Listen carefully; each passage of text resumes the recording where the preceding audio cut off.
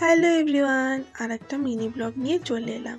তো আজকে ছিল কালী পুজো, আর কালী পুজোর দিন সন্ধ্যাবেলা তো সবার বাড়িতেই প্রদীপ জ্বালানো হয়। তাই জন্য আমি প্রদীপগুলো না জলে ভিজিয়ে রেখেছিলাম। তারপর সেগুলো ধুয়ে রোদের মধ্যে একটু মেলে দিলাম।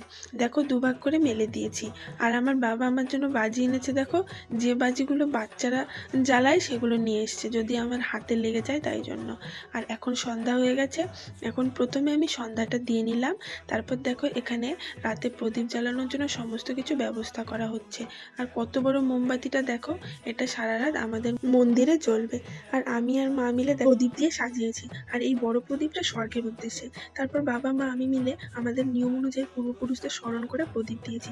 জানি না তোমাদের নিয়মে আছে কি না। তারপর জানো তো, আমি বাবা মিলে তুবড়ি জ্বালাচ্ছিলাম, দেখো পুরো ব্লাস্ট হয়ে গেছে।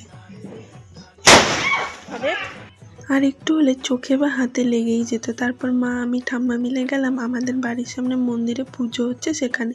আর মায়ের মুখটা দেখো কত সুন্দর লাগছে দেখতে। আর শীতলা মায়ের পুজোও হয়েছে। তারপর আমি মোম জ্বালিয়ে দিচ্ছিলাম মন্দিরের সামনে। আর এখানে আমরা সবাই মিলে প্রসাদ দিচ্ছি সবাইকে। আর আমাদের পুজো কিন্তু অনেক তাড়াতাড়ি শেষ হয়ে গেছে। তারপর আমি একটু প্রসাদ খেয়ে নিলাম। প্রসাদে ছিল খিচুড়ি, পনির, সয়াবিন আর পাঁপড়। আর আমার ভিডিওটা ভালো লাগলে অবশ্যই লাইক, কমেন্ট, শেয়ার করে দিও আর সাবস্ক্রাইব করে দিও। Bye bye.